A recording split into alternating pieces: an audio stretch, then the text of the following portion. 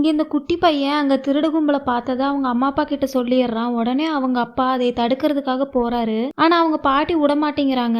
அந்த திருட்டு கும்பல் போக போறதா சொன்ன அந்த வீட்டுக்கும் இந்த வீட்டுக்கும் ஆகாது போல. உடனே அந்த பாட்டி திருட்டு போனா போயிட்டு போகுது, யாரும் போய் தடுக்க வேண்டாம்னு சொல்றாங்க. அந்த வீட்டுக்காரங்க இப்பதான் அந்த வீட்டு பொண்ணுக்கு பரிசம் போட்டிருக்காங்க. இந்த மாதிரி டைம்ல திருட்டு போயிருச்சுன்னா அந்த பொண்ணோட கல்யாணத்துக்கு அந்த பொண்ணோட அப்பா வந்து இவங்க கிட்ட கடன் கேட்டு நிப்பாங்க. அப்படிங்கறதுனால அந்த பாட்டி போக வேண்டாம்னு சொல்லி அவங்க பையனை தடுத்துறாரு. அந்த குட்டி பையனோட அம்மா எவ்வளவோ சொல்றாங்க. ஆனா இருந்தாலும் அவங்க பாட்டி சொன்னதுனால அவங்க அப்பா போக மாட்டேங்கிறாரு. அது மட்டும் இல்லாம அவங்க யாரும் போக கூடாதுன்னு சொல்லி அந்த பாட்டி அந்த வீட்டை பூட்டி சாவி எடுத்துட்டு போயிடுறாங்க. இங்க இந்த பக்கம் அந்த டாக்டர் பொண்ணும் அவளுடைய ஃப்ரெண்டும் அவங்க வீட்டுக்கு போயிடுறாங்க. போனதுக்கு அப்புறம் அவங்க அப்பா வராரு. வந்ததும் அந்த பொண்ணு அவங்க அப்பா கிட்ட இவ்வளவு பெரிய திருட்டும் கொலையும் நடக்கிற வரைக்கும் எல்லாரும் என்ன பண்ணிட்டு இருந்தீங்க அப்படின்னு சொல்லி கேட்கறாங்க. உடனே அவங்க அப்பா எல்லாரோடைய கவனத்தையும் திசை திருப்பி அந்த திருட்டு கும்பல் போய் எல்லாத்தையும் திருடிட்டு போயிட்டாங்கன்னு சொல்லி சொல்றாரு. அந்த டாக்டர் பொண்ணு ஏன் நீங்க போலீஸ்ல கம்ப்ளைண்ட் பண்ணலையான்னு சொல்லி கேட்கறா. இவங்களும் போலீஸ்ல கம்ப்ளைண்ட் பண்ணி எல்லாரும் வந்து பார்த்து சாமியோட அருவாளை எவிடன்ஸ்க்காக எடுத்துட்டு போயிருக்காங்கன்னு சொல்லி சொல்றாங்க. உடனே டாக்டர் பொண்ணோட அம்மாக்கு பயங்கரமா கோவம் வருது. சாமியோட அருவாளை எதுக்காக எடுத்துட்டு போக விட்டீங்க? நம்ம ஊரை காவல் காய்க்கிறதே அந்த தெய்வம் தானே. சாமியவே கொண்டு போயிட்டாங்கன்னா இந்த ஊருக்கு பாதுகாப்பு யாரு?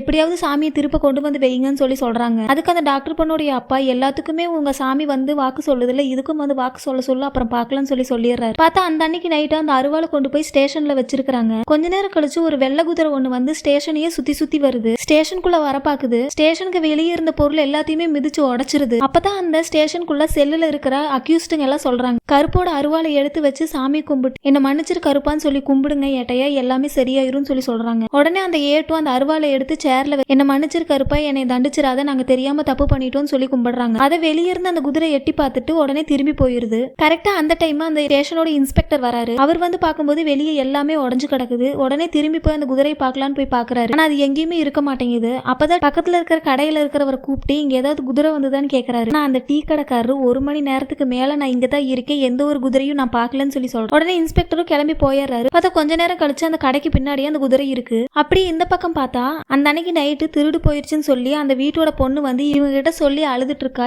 எப்படியாவது வந்து பாருங்க, எல்லாத்தையும் திருடிட்டு போயிட்டாங்க, வந்து உதவி செய்யுங்கன்னு சொல்லி அந்த பொண்ணு பயங்கரமா அழுகுறா. ஆனா அப்ப கூட அந்த பாட்டி மனசலக்கப்படாம முடியாதுன்னு சொல்லிடுறாங்க. இருட்டுல போய் என்னத்தை பார்க்க முடியும், எதுவா இருந்தாலும் காலையில பாத்துக்கலாம்னு சொல்லி அந்த பாட்டி போயிடுறாங்க. உடனே இங்க இருக்கிறவங்களும் அந்த பொண்ணை சமாதானப்படுத்தி காலையில வந்து பாத்துக்கிறோம் போன்னு சொல்லி அனுப்பி விட்டுறாங்க. பார்த்தா அடுத்த நாள் காலையில அவங்க வீட்டுக்கு போலீஸ் ஆபீசர்ஸ் வராங்க. அப்பதான் அந்த குட்டி பையனுடைய அம்மா போலீஸ் ஸ்டேஷன்ல தகவல் கொடுத்திருக்கிறது தெரிய வருது. கேட்டதுக்கு நீங்க தானே காலையில பாத்துக்கலாம்னு சொன்னீங்க, அதனாலதான் நான் கொடுத்தேன்னு சொல்லி சொல்றாங்க. போலீஸ் ஆபீசரை அனுப்பி விட்டுறாங்க. அனுப்பி விட்டுட்டு அந்த பையனுடைய அம்மாவை அடிச்சு பயங்கரமா சண்டை பிடிக்கிறாரு. இப்படி இந்த பக்கம் பார்த்தா அந்த கொலை நடந்ததுக்கு இன்வெஸ்டிகேட் பண்றதுக்காக போலீஸ் ஆபீசர் செக் பண்ணிட்டு இருக்காரு. அப்பதான் ஃபாரன்சிக் டிபார்ட்மெண்ட்ல போய் கேட்டுட்டு இருக்காரு. அங்க போய் பார்க்கும்போது கைரேகையெல்லாம் செக் பண்ணி பார்த்துட்டு ரொம்ப வருஷத்துக்கு முன்னாடி இறந்து போன ஒரு திருட்டு கும்பலுடைய தலைவனுடைய கைரேகையும் இதுவும் ஒத்து போகுதுன்னு சொல்லி சொல்றாங்க. அப்ப அவன் இறந்து போயிட்டதா சொல்லி போய் சொல்லியிருக்காங்க. அவன் தான் இந்த திருட்டை பண்ணியிருக்கான்னு சொல்றாங்க. அது மட்டும் இல்லாம அவன் எங்க திருட போனாலும் அந்த ஊர்ல யாராவது ஒருத்தரை கைக்குள்ள போட்டு வச்சுக்குவான்னு சொல்றாங்க. இந்த பக்கம் அந்த டாக்டர் பொண்ணு வீட்டுல அவளுடைய ஃப்ரெண்டு தூங்கி எந்திரிக்கிறா. அவளுக்கு அந்த டாக்டர் பொண்ணோட தங்கச்சி வந்து காஃபி கொடுக்குறா. காஃபி குடிச்சிட்டேன் அந்த டாக்டர் பொண்ணோட தங்கச்சி அவங்க வீட்டுல இருக்கிறவங்களுடைய போட்டோவெல்லாம் காமிச்சு அவங்க அம்மா அப்பா அவங்க அண்ணன் அக்கா எல்லாத்தையும் காமிச்சிட்டு இருக்கா. அப்பதான் தெரியுது இதுக்கு முன்னாடி காமிச்ச அந்த குட்டி பையன் அவங்க அம்மா பாட்டி எல்லாமே இந்த குடும்பத்தை சேர்ந்தவங்க. ரொம்ப வருஷத்துக்கு முன்னாடி என்னெல்லாம் நடந்துச்சோ அதை தான் காமிச்சிட்டு இருந்திருக்காங்க. அங்க பார்த்துட்டு இந்த பக்கம் வந்து அந்த டாக்டர் பொண்ணு குளிச்சுட்டு சாமி ரூம்ல சாமி கும்பிட்டு இருக்கா. அவளோட ஃப்ரெண்டு உள்ள வந்து என்ன அருவாளு உலக்கையெல்லாம் வச்சு சாமி கும்பிட்டு இருக்கீங்கன்னு சொல்லி கேட்கறா. உடனே அவ இது எல்லாமே எங்க குலசாமி, இவங்க எல்லாம் தான் எங்களுக்கு காவல் தெய்வம்னு சொல்லி சொல்றா. இவ உடனே சிரிச்சுட்டு அதை கொஞ்சம் கேலியா பேசுறா. அப்பதான் அந்த அருவாள் கூட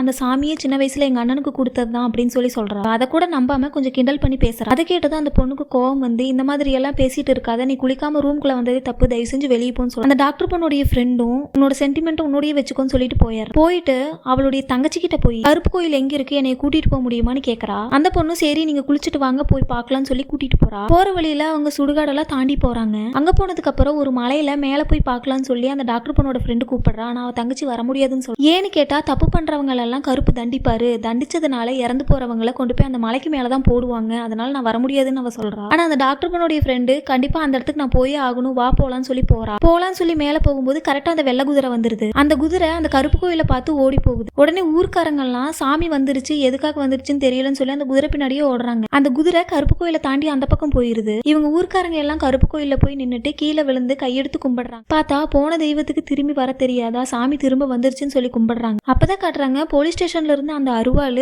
மறுபடியும் அங்கேயே வந்திருக்கு.